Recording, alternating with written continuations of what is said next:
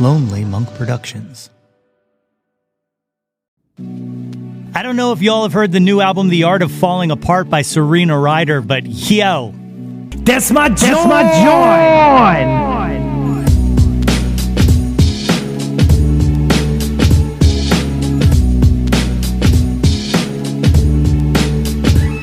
Hey, yo, displace the... What's good, friends and family, neighbors, near and far? Welcome to the second episode of the second season of the Yo, That's My Jawn podcast. The podcast, website, brand, movement, way of life dedicated to the embrace and championing of your passions. I am your host, Nate Runkle, a.k.a. Johnny Cochran, a.k.a. John Travolta, a.k.a. Olivia Newton-John, a.k.a. You know what I want, a.k.a. James Jones, a.k.a. your one-shot audio dose of the Johnson & Johnson vaccine of the podcast world, a.k.a. Nate 3.0, here with another podcast by me, for you. As always, I hope this podcast finds you all in good health and in good spirits. A little later in the episode, I talked to Dan Reed from 88.5 WXPN. Something doesn't sound right when I say that. Let me try this again. A little later in the episode, I talked to Dan Reed from 88.5 WXPN HD1 Philadelphia, 88.7 WXPH HD1 Middletown, 91.9 WXPJ HD1 Hackettstown, 90.5 WKHS Wharton, and streaming at xpn.org. Member-supported radio from the University of Pennsylvania. Sorry, I always wanted to do that. Yeah, as I said on the podcast last week, 88.5 means a whole heck of a lot to me, so I was really excited to be able to do this interview. But before that, we take a moment to remember the late DMX. How we doing, gang? Y'all feeling all right? I said, you feeling all right? I'm not feeling too good myself. I don't know. It's not entirely true. I'm feeling better. It's like they say, darkest before the dawn and all that, you know? But I see it, that crest of light on the horizon. We're getting there, folks. And hey, I just got my first vaccine dose, so that's a positive. I had the Pfizer shot with a side of rice pilaf and a nice pairing with a 2011 Hugo Classic Pinot Gris. I don't know, I joke. But when Katie and we went to get our shots, we ended up at the wrong location because, of course, we did. But at that location, they had this sign up that was like, today's selection, Moderna, and we just can't stop joking about it. But yeah, we got the Pfizer shot, and that alleviates some, not all, but some of the anxiety that's been living rent-free in my head. It's crazy. I can't believe it's been a year of this madness. But the end is coming. The end is near. We can't lose sight of that. We made it this far, so let's not go and Zoolander this thing and take the stage before the winner's announced. Wear your masks, wash your hands, responsibly distance, all that, and if you can, when you can, get that shot, bro. I know you're not coming to the Yo, That's My Jawn podcast to learn how to wash your fucking hands, but I love you all, and I just want to see you all on the other side. This past Friday, we lost a legend in the passing of Earl Simmons, better known to many as DMX. I'm not going to pretend that D was my guy or anything like that, but I always loved his flow, and his output was indisputable. It all started for me the first time I heard Rough Riders' Anthem. That Swizz Beatz produced track is a banger, and anyone over it would hit, but not as hard as X. The passion and energy he put into his verses ignited his songs like shining the sun through a magnifying glass, burning the dance floor to the ground in its wake. Speaking of the dance floor, as a DJ, if you ever want to see what it's like when a 10-ton bomb goes off, well then all you have to do is drop the needle on his Jawn Party Up and watch everybody lose their mind. Up in there, up in there. The dude gave his all, on the mic and on the stage. Those first two DMX albums, It's Dark and Hell is Hot and Flesh of My Flesh, Blood of My Blood, hold a special place in my heart because they were on a constant rotation in my homie Keith's basement when I failed out of college for the first time and I had no clue what I was going to do with my life. We spent countless hours down there playing 1080 on the Nintendo 64 while tracks like Get At Me Dog and It's All Good came exploding out of the speakers of Keith's Iowa system, a system that seemingly every single person I knew in the 90s owned at that time. Earl Simmons was a troubled human being, but as DMX, he brought a lot of people joy and happiness through his music, and he will be sorely missed. The man made people smile, so with that said, here is the brilliant DMX playing a parody of himself in the Chris Rock film Top 5 singing Smile. It's a hilarious clip you may have seen shared in his passing that holds just a little more meaning today. Rest in peace. Smile though your heart is aching. Smile even though it's breaking. When there are clouds in the sky, you'll get by. Smile through the pain and sorrow. What? Smile and maybe tomorrow you see the sun come shining through for you. I'm expressing myself over here, nigga. Light up your face with gladness. Hide every trace of sadness. And although a tear is ever so near, that's the time. You must keep on trying. Smile. What's the use of crying? You'll find that life is still worthwhile. You just smile, motherfucker. Smile. My guest today is the on-air host of 88.5 WXPN's afternoon programming, as well as the host of Funky Friday and the Americana Music Hour. He, along with Dan DeLuca of the Philadelphia Inquirer, is one half of the Dan and Dan Music Podcast. Is he the Dan or is he the N Dan? Sadly, I forgot to ask. Friends, I am humbled to welcome to the show Mr. Dan Reed. I'm a big fan and have been for a very long time. So you were definitely someone I wanted to reach out to and someone I wanted to get on here. So thank you. Thank you. So if you want to get started, here we go. Ladies and gentlemen, I am joined today by the very great Dan Reed. Dan, thank you for joining us here on the podcast. Happy to be here. How do I look? We're having some lighting issues here, but you look fantastic, sir. So do you. Oh, thank you. So before we get started, I always like to drop little random facts that is my connection to my guest and stuff like that. So my connection to you is I accidentally scared the crap out of you at a exponential music festival one day because out of nowhere, you were just walking by and unprovoked, I just screamed, "Where's my podcast, Dan?" Because I was a huge fan of the Dan and Dan Music Podcast and it disappeared. So what happened? Well, DeLuca and I have been talking about maybe trying to bring it back. I don't remember exactly. I don't, we're just lame, man. I hear you. We just dropped the ball. We have heard from a lot of people who enjoyed it. So thank you. I thought it was good. I mean, we had done it for a couple of years, we had some really good guests on there and I think it was building pretty nice, but life gets in the way, man. Things get in the way. I do know. I did. So I did the first season of this and I meant to take just Christmas off because I was like, I don't want to have to rush to do all this. And here we are in March. I'm finally starting back up, just time gets away from you. So tell us all a little bit about what a little Dan Reed was like. Where did you grow up? I'm from Hamilton, Ohio, which is just north of Cincinnati. And, grew up like most people, I think yourself and everybody else listening to this, huge music fan.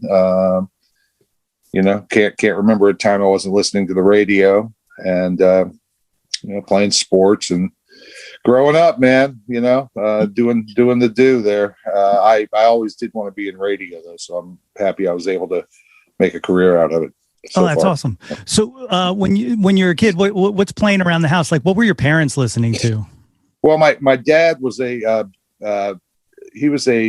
country western fan. I didn't have a whole lot of music around the house, but my dad had his Merle Haggard records and the Holy Trinity: Merle, Johnny, and George Jones, Cash, Merle Haggard. He liked that classic country stuff quite a bit. And my mom was more of a Glenn Campbell type of listener. So I heard a lot of country music, but I had, cousins and stuff and, got indoctrinated into the Beatles and Stones when I was a kid, even though they were a little before my time. But the first band I really loved was the Monkees. They had the weekly TV show. I had all the records.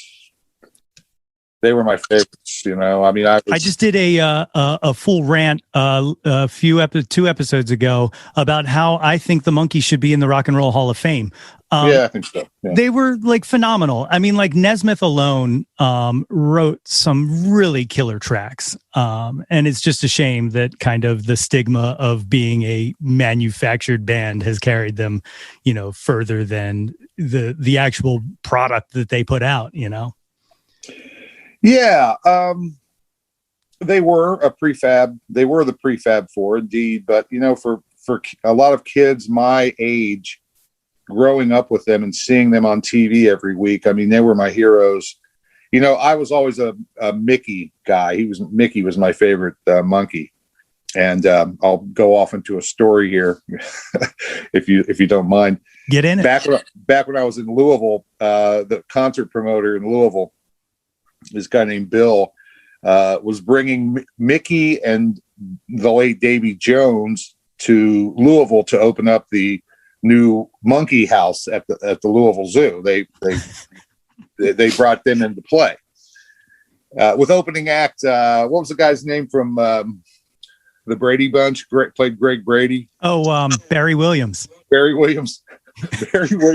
Yeah, Barry Williams was the opening act. And oh man, there's so many stories, but I'll tell you the Monkees story. So my friend Bill, he knew I was a big Monkees fan, a big Mickey Dolenz fan. He said, you know, Mickey's coming in and he needs a ride from the airport. Would you pick him up? I said, yeah, absolutely. I'll pick him up. So I go to the Louisville airport. I didn't need a sign. I knew who he was. And he walked off the plane. I was like, hey, I'm Dan. I'm going to be your driver. Okay. And I just had my car, you know, which wasn't a nice car. It was just a car. I forget what it was. And he gets in the back seat of it, you know, like I'm his Uber driver or something. This is like pre-Uber, even, you know. He's like thought I was like a professional driver, and I was just like, "Hey, man, I really dig Daily Nightly. That's my favorite." I'm like, yeah, that's a good song. It's a good song. And he wasn't real nice, you know. Anyway, I dropped him off at the hotel, and Bill said, "Hey, man, after the concert, which had its own stories, he said, both Mickey and Davey, they need to ride back to the airport. Would you ride them back?" I said, sure. Yeah. Yeah. So they come out of the hotel, and it was a motel, by the way. They wasn't a high class hotel. Oh, no. Motel out by the airport. Yeah. It was only like a half of a mile or a mile drive. It wasn't a big deal. And I pull up, and Mickey walks out. I was like, hey, Mickey, good to see you again. I got your ride. He was like, okay. And then Davey walks out. He goes, where's the car? And Mickey points at my car, and Davey like turns back to Mickey. He's like, and then some other guy walked out. I guess the road manager's like, hey, we're just going to get a cab over to you. Oh man. So, yeah, sometimes when you meet your heroes, it's not great. Mickey wasn't. Awesome. He was preoccupied, I'm sure. But sure. I'm really interested. Mickey's got an album actually coming out, I think this week or next week, of all Nesmith songs. It's him doing all Nesmith tracks. So it'll probably not be good. I can only imagine. I mean, I'm serious. It probably won't be good. I'll listen to it, but you know, I can't imagine. You know, he's gotten worse and worse as time's gone on. You know, he used to be a really good rock and roll singer. Yeah, I thought. But fuck you, man. You know, he should have been nicer to me. That's why I said. That's exactly right. You diss the car, you get off. I didn't, you know, I wasn't really like fanboying him or anything too bad. Yeah. I don't think I was, you know, but he just wasn't having any of me at all. So, you know, that's all right. That's okay. That's awesome. I did meet, you know what? I met Mike Nesmith. He came in to do a World Cafe years later, and I think he played that night at World Cafe Live. I can't really remember. Nicest guy in the world. I was there, front row. Yeah. Total gentleman. Nice guy. Yeah. He's. I was like, why is Mickey? I was like, Mike, why is Mickey such a dick, man? And he didn't answer me. It's hilarious. Yeah, there's this rumor, and it seems to be true, that like he really did not get along with Davy Jones, and that's what kept all of those reunions from happening. And then once Davy passed away, then he was right back in the fold and touring again. So yeah, I don't know. I mean, I think that I can't believe we're talking about the Monkees this much. I will say this much about the Monkees. You know, they were put together for a TV show. They sort of it was the weirdest thing. So they started off as a TV show and they became a band, I mean, Mickey learned how to play drums, and, I believe Peter Tork, Peter was like a folky guitar player, like a Greenwich Village type guy. I think he learned how to play bass, just to be on stage. So they did have a live stage show at some point as the Monkees. So I do give them credit for doing that. And, Davey could play a mean tambourine. You all know that. Plus, Axl stole his moves. So, Yes, true. True enough. Another reason to be in the Hall of Fame. There you go. So you said I think they should be in the Hall of Fame. I do. They had enough of an influence on a generation of people. And it wasn't just my generation. When they replayed those old Monkees episodes on MTV, man, those things were huge. I mean, that's how I got in. Another whole generation. Your generation got turned on to, the hijinks of the Monkees, and some really great songs too. By the way, I mean they had songs written by some amazing songwriters. Harry Nilsson and of course Burt Bacharach and Neil Diamond and all those guys. Jeff Carole Berry, King, Carole King. Those guys were major. And that was part of my premise was like, what did the Monkees not do? I mean, I know the answer to this. It's kind of a hypothetical, but what did the Monkees not do that Elvis did? Right? They didn't write a good majority, but I would say, wrote more than Elvis did. They ended up performing their own songs.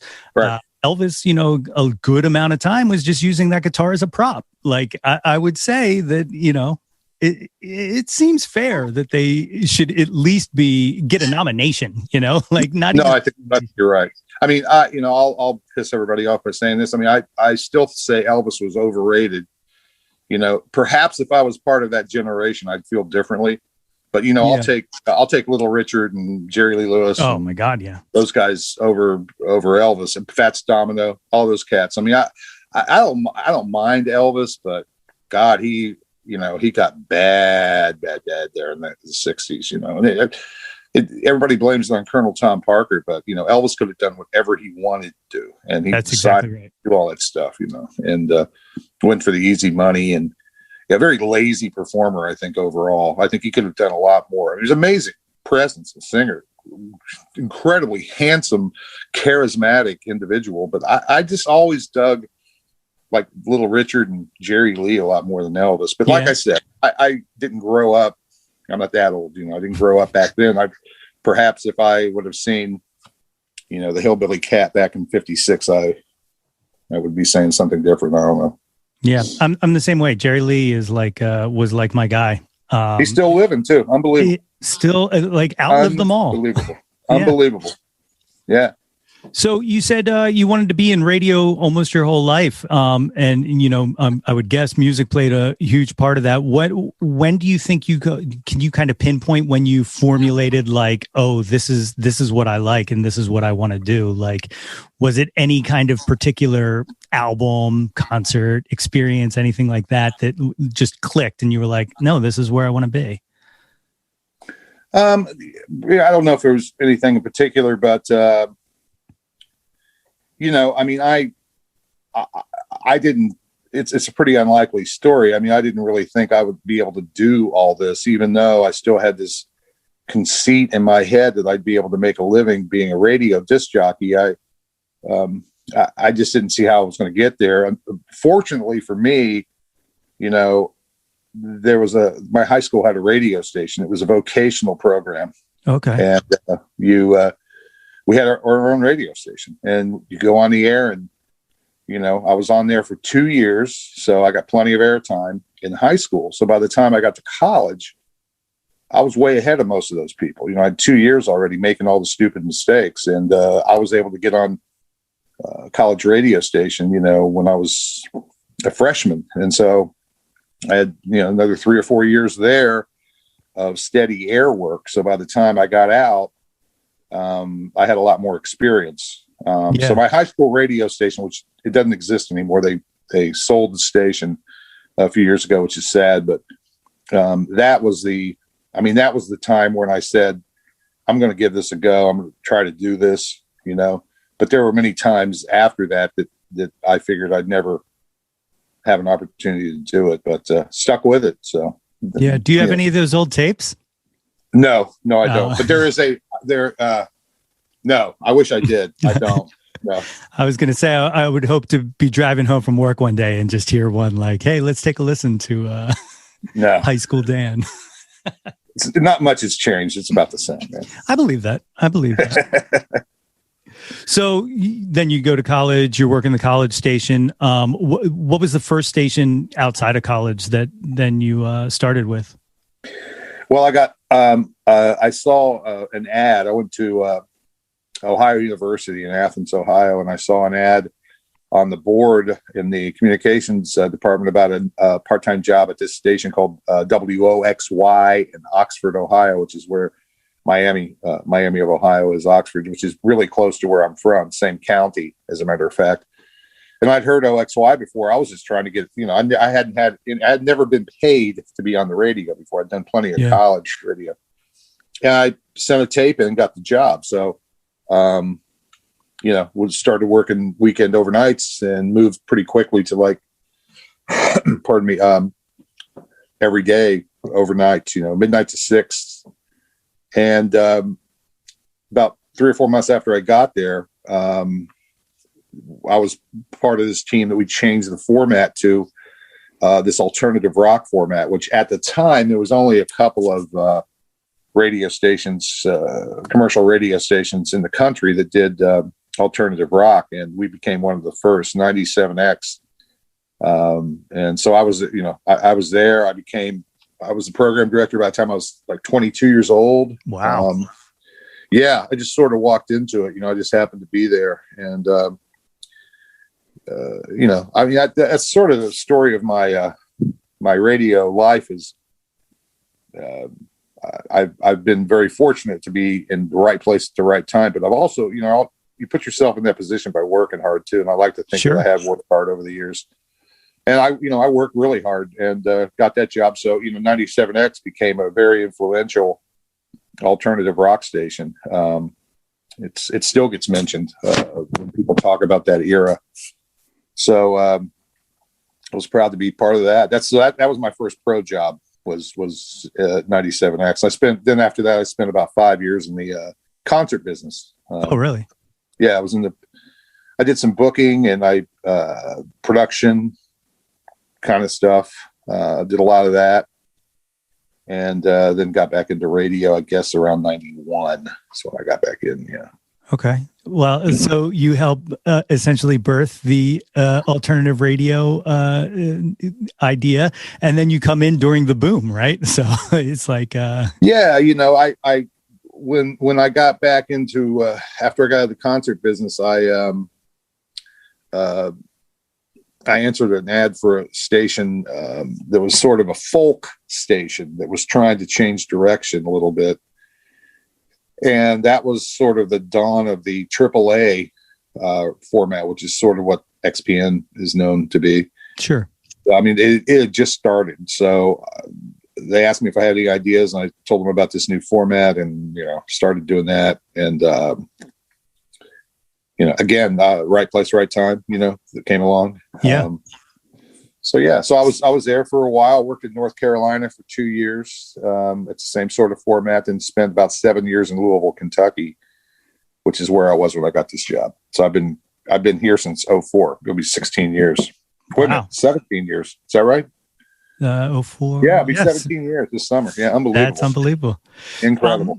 So, how did the opportunity to come here come about? Did they reach out to you, or were you looking to kind of jump to a larger market, or? I was always looking, and I was still young enough that I was ready to make a move. I started a conference in Louisville, Kentucky called the Non-Convention, which was a bunch of other non-commercial radio stations getting together, and we were going to do our 20th anniversary last year, and the COVID thing knocked us out, but we're doing a virtual one this year, and hopefully we'll pick it back up. But so I started doing that, and I think that got the attention of people in Philly, and they had an opening here. and I applied for it and got the job. I was really, really happy to be going to Philly and to be working at XPN. Very happy about that, and it's been a good move for me and my entire family. We're home. This is home. And, I don't want to go anywhere else, Yeah, man. I mean, it's a tremendous station. Unless the Dan and Dan podcast takes off in a big way. Yeah, but you can do a podcast from anywhere. Like I said, That's I'm true. in my basement, Yeah, it's true. Yeah. So am I, by the way, in my basement. Yeah. But yeah, like XPN is such a special station, and it has played a huge part personally for me as a listener and a concert goer and finding new artists. What has it been like? Because now that you've been there 17 years, like have you noticed like a considerable change in what it was to what it is now, or has it been? Well, sure. I mean, music's changed, personnel has changed, the world has changed. So yes, absolutely. It's a lot different than it was. I think the consistent fact is that,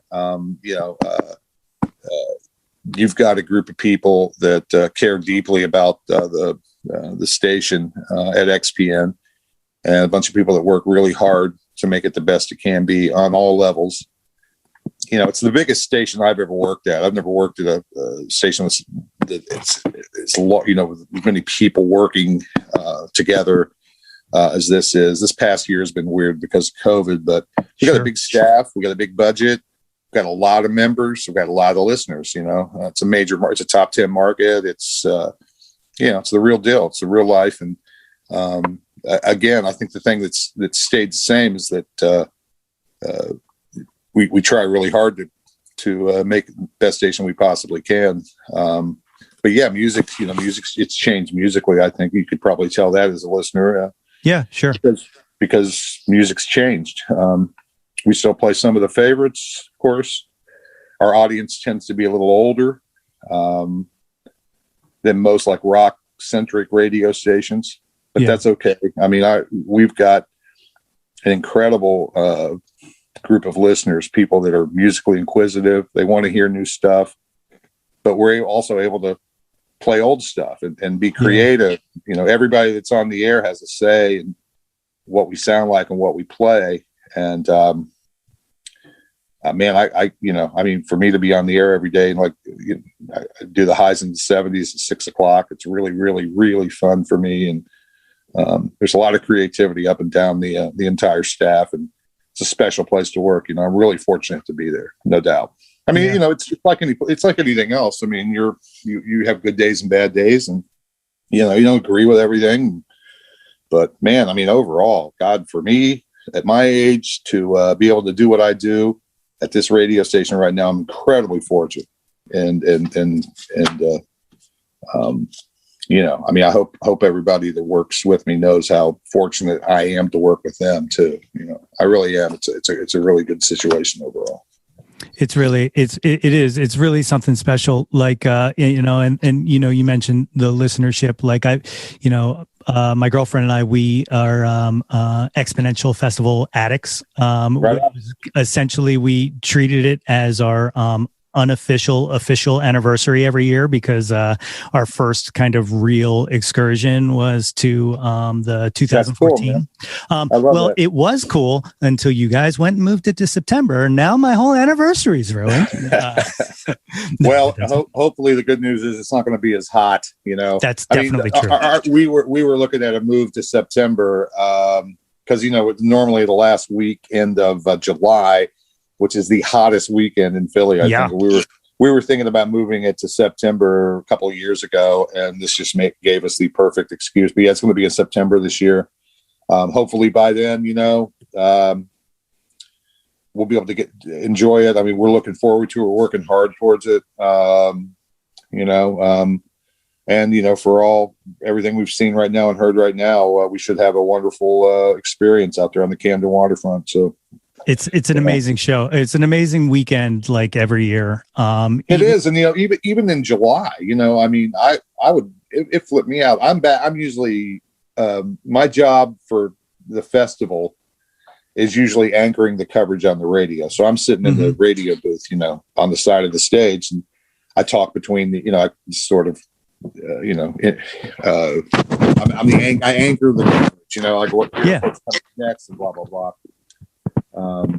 So I'm in the rear with the gear, but I'm under a tent with fans hitting me, but you see these people out on a 100-degree day, just with their blankets, just getting there early to have a good place and staying the whole day. It's amazing, man. People, they want to be part of it. So, yeah, it's a very special few days.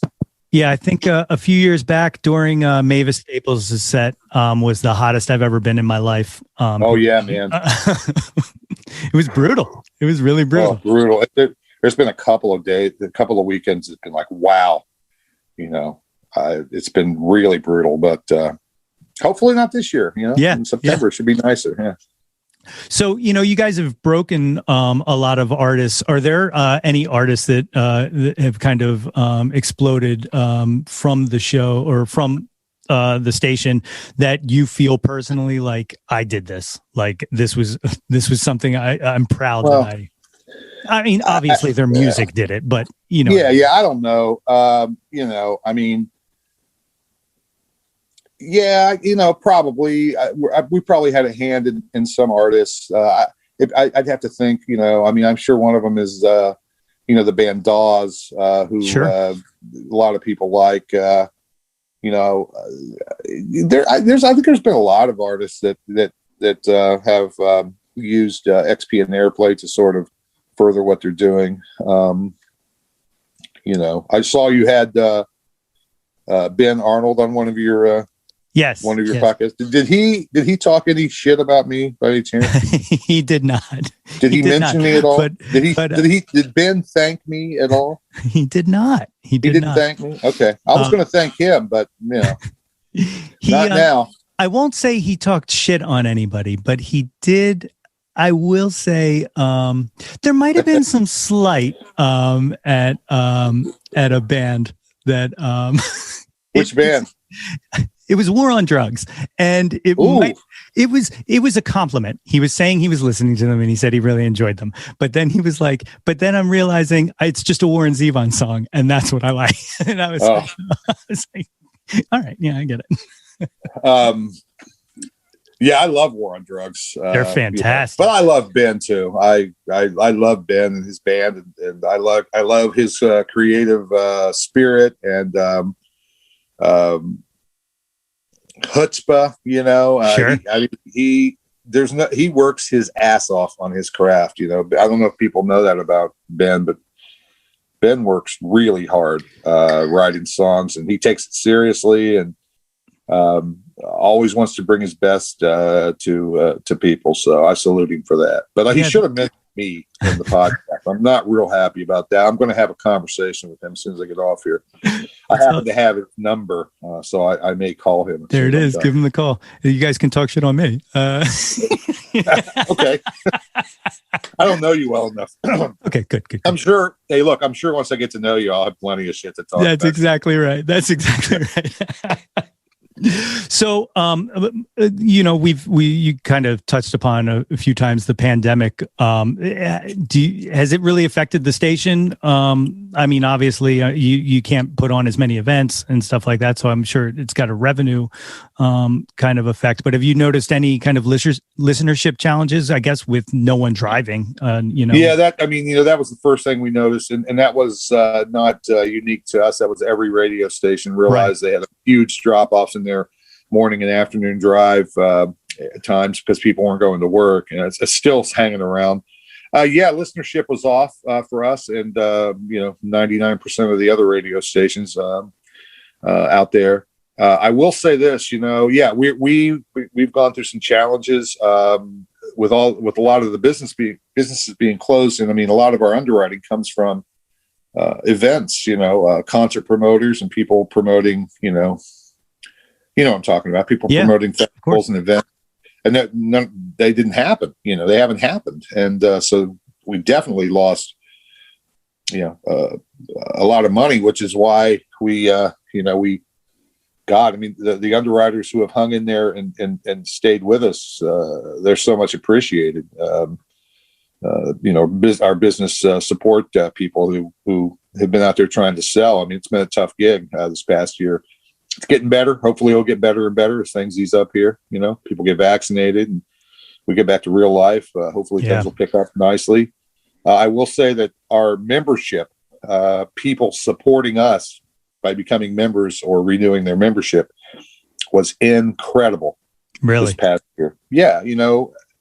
We almost didn't even have to tell them, but we did. We went on the air. We said, we need the support.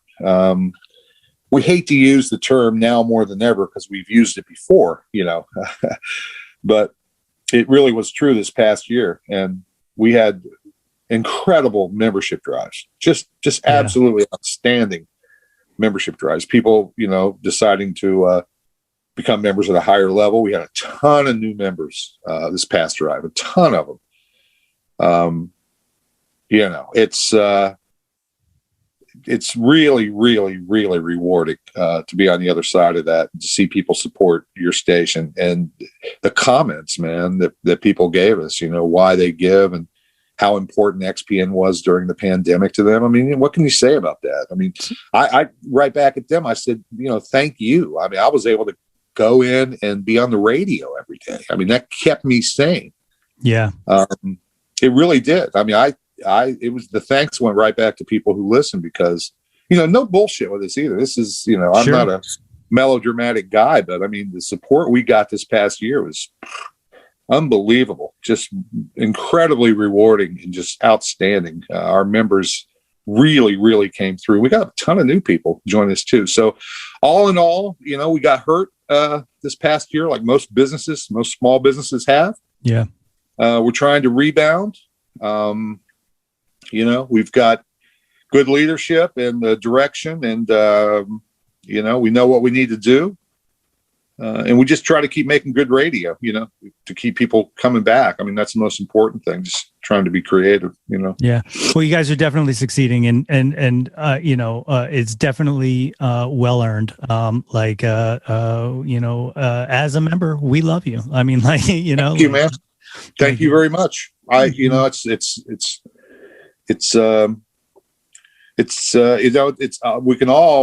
flattering to us all, that it's, but I mean, I'm telling you, man, the comments this past year, people saying, you kept me going, you kept me sane. And, stupid things like the worst song in the world or, it's the highs in the 70s. It was my laugh during the middle of the week and I was going through bad times and I knew I could turn on XPN and it was consistency. It reminded me of what it was before this. And wow, I mean, I have nothing to say to that except, thanks. The fact that I was able to be a part of something like that's amazing. It really is. It's really cool. Yeah, it's great. You are my not only my drive home. You used to be my number one podcast. I'm just going to keep pushing. I'm going to keep pushing. Have you talked to DeLuca for this podcast? I sent him an email, but I didn't get him. I'm going to bug him. I'll bug him. I'll get him on the air. I would much appreciate it. Can do one together. I would very much appreciate that. We could do that. Yeah. The Dan and Nate music podcast. What do you think of that? Okay. To it. Yeah, sounds good. No, we were looking back on some of the artists that and some of the people we interviewed for that. Man, we had a great list of people. Dude, I talked to Steve Jones of the Sex Pistols and the guy from all kinds of people. Man, we talked to some really cool people, great authors, and podcast guys. And it was cool, man. It was a good thing. But the pod, those of you dozen or so who have heard the podcast. The one podcast that people talk about more than anything else was our Seeger versus Springsteen. I was going to mention it. I was going to mention it. I was going to bring it up. I do this little one-hit wonders where I put people up against each other, and I was actually going to mention that one. I was going to surprise you. That was a phenomenal. That was a phenomenal, and you raised some very good points, even if I disagree with you. Yeah, I mean, I can't. I know I was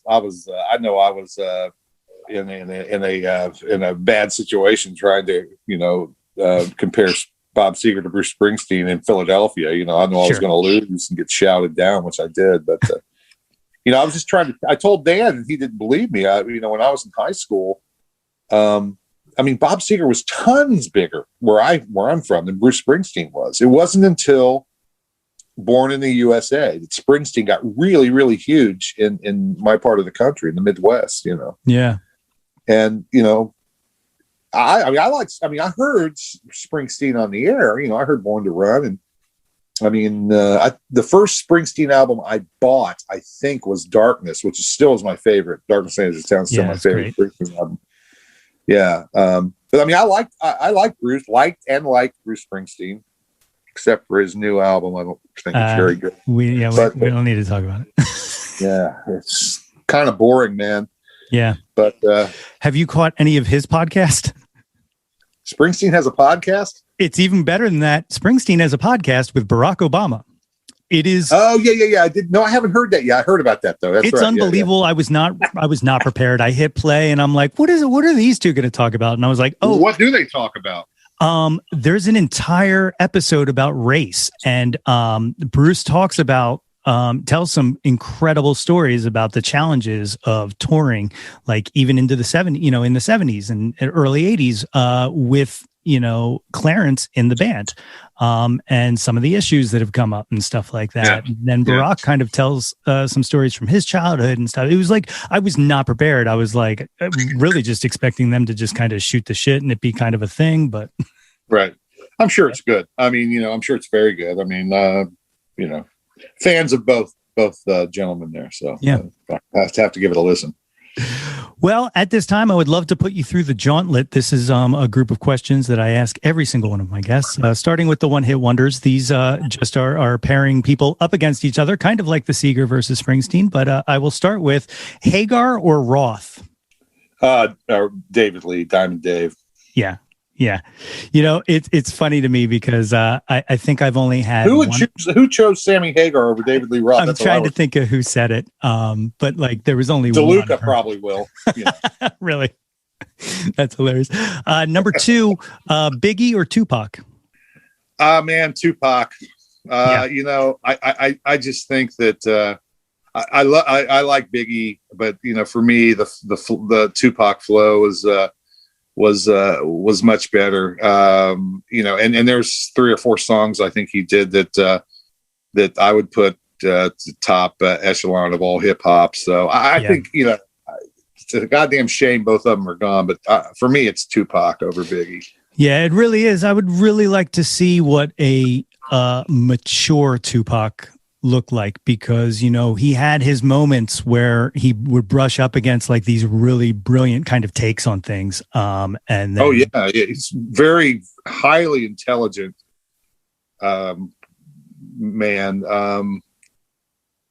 That whole thing is just such a shame. It really is. Number 3, Nirvana or Pearl Jam? Oh, Nirvana, no doubt. Yeah.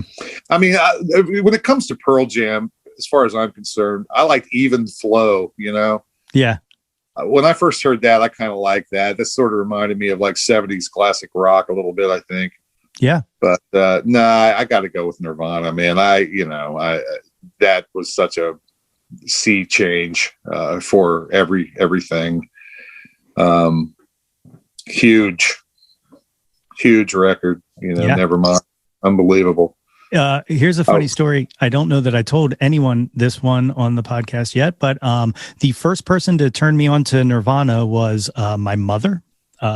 She was like, "Is that right?" Yeah, she was like, "You have to hear this song, Smells Like Teen Spirit. I just heard it on the radio. It's really incredible." And so like I always, whenever Nirvana comes up, I'm always just like, "Yeah, good looking, Mom." I went to right when that record came out, I was in a band and I went to band practice, and my guitar player, Country Mark, was just like sitting. I walked in and he was usually, he's a big guitar head. So he'd be like changing strings or doing what guitar people do, fucking around with their shit. I'm a lead singer, man. I just like, I got a mic, you guys mess around, talk about your A42B amps. I don't care. As long as it's loud enough, Just leave me alone with it. But he was usually doing all that stuff. And can you still hear me? Yeah. My phone's running out here.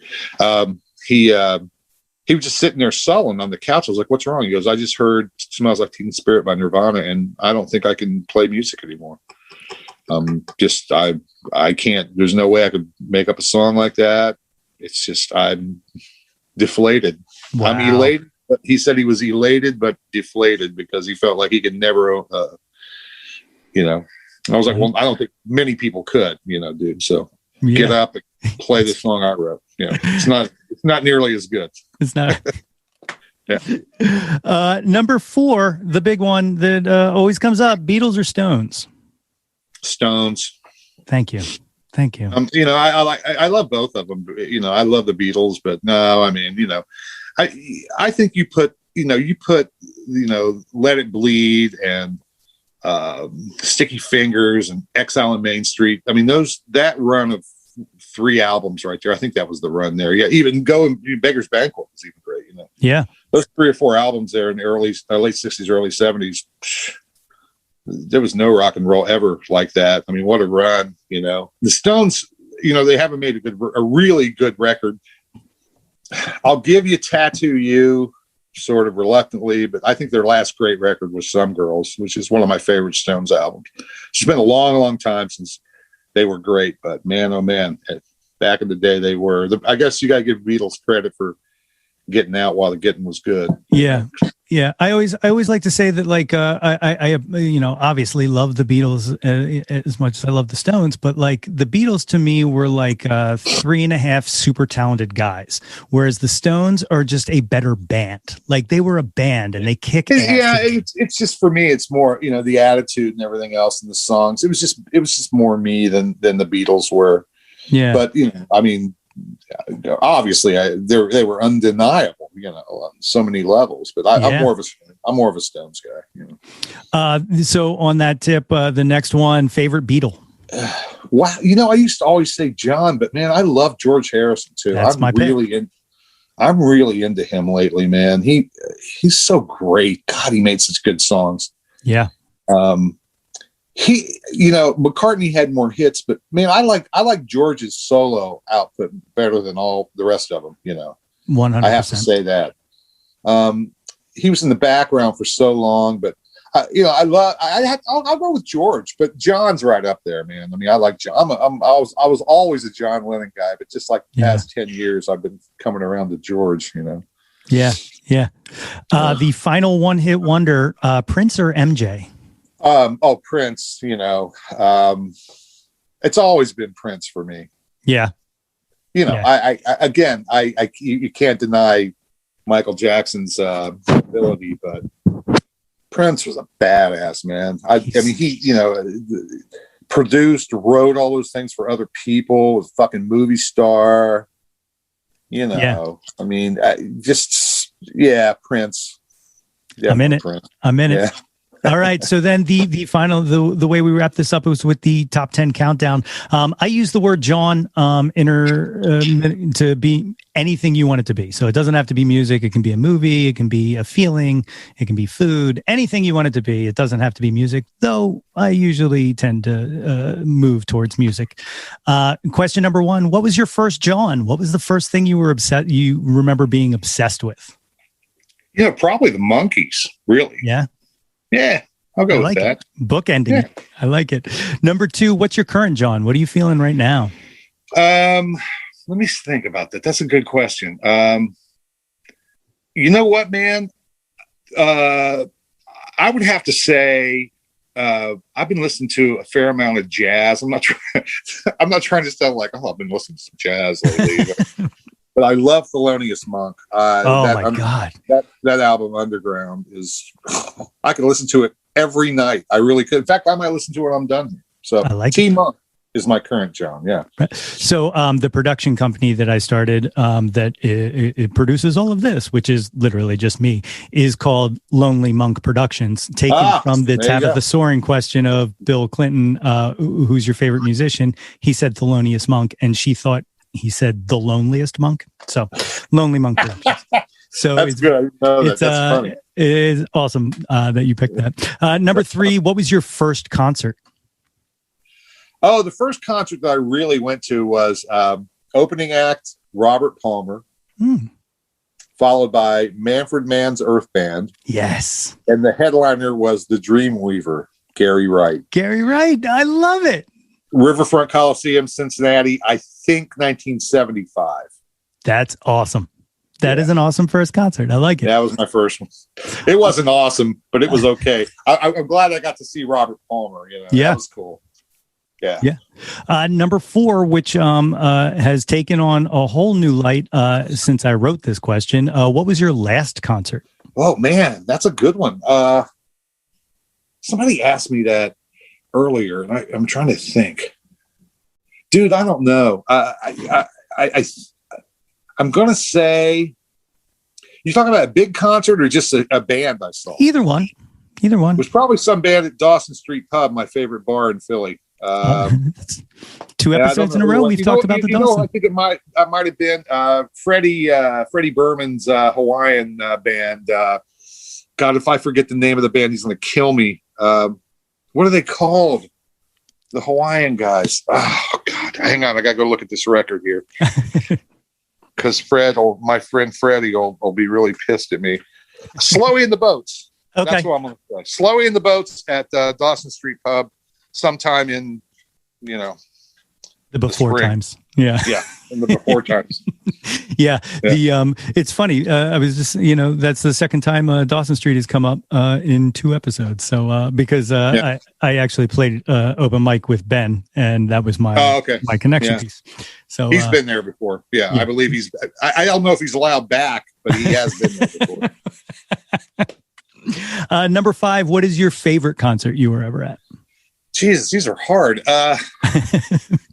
My favorite concert I was ever at. I saw, my favorite concert in the past 5-6 years was Tom Petty at the Wells Fargo Center. I'm glad I got to see him before he passed away. Awesome. It was a fun show. I've always been a Petty fan, and he was fun that night, and it was great. Yeah, we enjoyed that. Me and Ann, my wife, went. We really had a good time. We were both really glad we saw him that night. So I'll go with Tom. Right now. I like it. Number 6, who did you never see live that you wish you could have, live or dead? Oh, wow. Well, Coltrane in New York City, or, Little Richard. Would love to have seen him. I probably had the opportunity over the years, but I never did see him.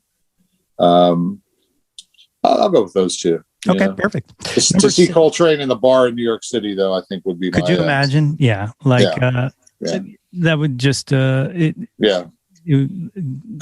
Miles. Yeah, that's the time machine. Right. Yeah. Number 7, name an unappreciated Jawn. Something you wish had more attention to it. Turntables.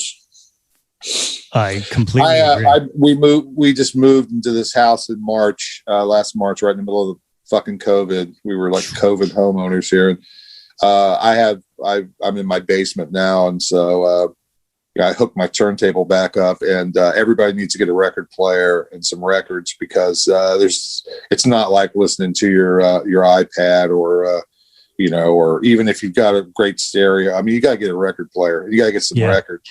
And you got to sit down and play records. It's been a joy for me this past year. So I've acquired all my dad's vinyl when I actually stole it from him before he passed. But now that he's passed, it's taken on a whole. I'm sure he's glad you got him. Yeah, he is. He is very. Even he was very. I kept telling him, "Come over, check him out. You can come visit." And number 8, favorite album. Tonight's the Night by Neil Young. Awesome. I like it. It's my favorite album of all time. Yeah. Number 9, name an artist whose output you will consume anything they release, even if you have to be an apologist for it. Wow, that's a good one too. A current artist or anyone? Could be any artist. Yeah, anybody you wanted to be. Bachman Turner Overdrive. Yeah. No, I'll take it.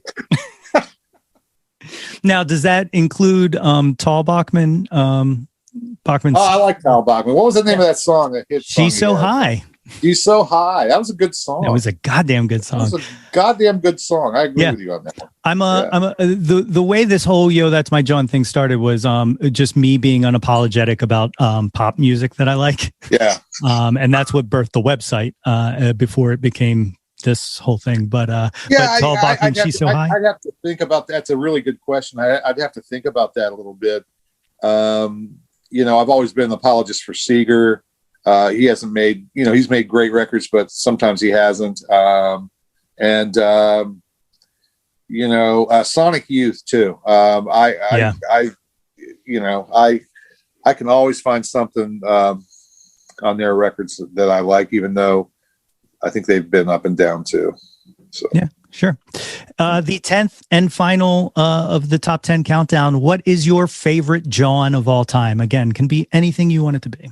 I have to say, at the risk of sounding corny, I have to say my family and my friends are my not favorite. Corny at all. That's not corny at all.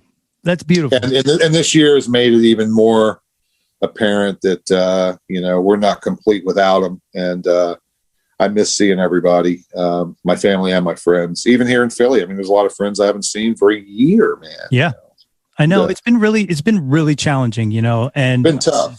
Yeah, but it's getting better, man. People are getting vaccinated. It's getting better. But my family and friends is my, I think you've always got to look at that. Perfect. Perfect. Else, Well, sir, please let these cool, groovy kids who listen to this podcast, let them know how they can find you on the social media. I'm on Instagram and Twitter at WXPN Dan Reed. Follow along. Excellent. And of course, you can find Dan on afternoons, 4 to 7. I'm on 4 to 7 Monday through Friday. That's right. Do Funky Friday every Friday, and do the Americana Music Hour 3:00 on Sundays at XPN. Yeah, check out XPN, xpn.org or 88.5 FM, baby, right here in Philly. I love it. Dan, thank you. Thank you so much for doing this. As I said, I am a big fan. Was I better than Ben Arnold today? Tell me the truth. Of course you were. Of course you were. You were brilliant. Ben, did you hear that? Shots fired. Hey, I'll deliver DeLuca for you for this thing. He'll love doing this. That would be tremendous. Well, thanks, man. Thanks for doing this. I'm happy to do it. Thank you very much for asking me. I had a really good time. Appreciate it. How awesome was that? My thanks again to Dan Reed for coming on the show and chatting with me. You can catch Dan on 88.5 WXPN Monday through Thursday in the afternoon from 4 to 7 p.m. Every Friday from 4 to 7 for Funky Friday, and on the Americana Music Hours Sunday from 3 to 4 p.m. Follow him on Instagram and Twitter at WXPN Dan Reed. If you have not already, please be sure to subscribe to the podcast on all your favorite podcast providers and share it with your peeps. Tell all your friends about it. And if you want to go above and beyond the Call of Duty, don't forget, you can still earn yourself that super awesome Jawn Scout Merit Badge for Citizenship of the World by rating and reviewing us. 5 stars would be cool, but I'll take any stars you have to give. Don't forget to visit www.yothat'smyjawn.com and like us on Facebook at facebook.com/yothat'smyjawn for updates and live streams. Follow us on Instagram and Twitter at Yo That's My Jawn, and find Yo That's My Jawn on YouTube for all kinds of tasty video treats. Like and subscribe the heck out of that ish. We want to hear from you. Reach out, and touch some Jawn. Thus brings us to the conclusion of yet another episode. Join us next week for another mini-sode of the podcast. But until then, thanks for listening and liking and doing all the awesome things that you do, just by being you. It's very much appreciated. But until next time, everybody. Hey, yo, displace the guilt and embrace the pleasure. Yo, That's My Jawn is a Lonely Monk production, written and produced by yours truly, Nate Runkle. Theme song by Phil Tyler Music featuring Nate 3.0. Special thanks to Fox Run Brands, DX Ferris, Andrew Scott, Natalie Runkle, and the incredibly brilliant and wickedly stunning Katie Daubney. If you or anyone you know has any ideas they would like to share or any guests they would like to hear on the podcast, please feel free to reach out to us at yothat'smyjawn@gmail.com. Or you can leave an audio message for us and possibly hear yourself on a future episode by visiting anchor.fm/YTMJ/message. Until next time, be sure to displace the guilt and embrace the pleasure and shout to the world, yo, that's my Jawn.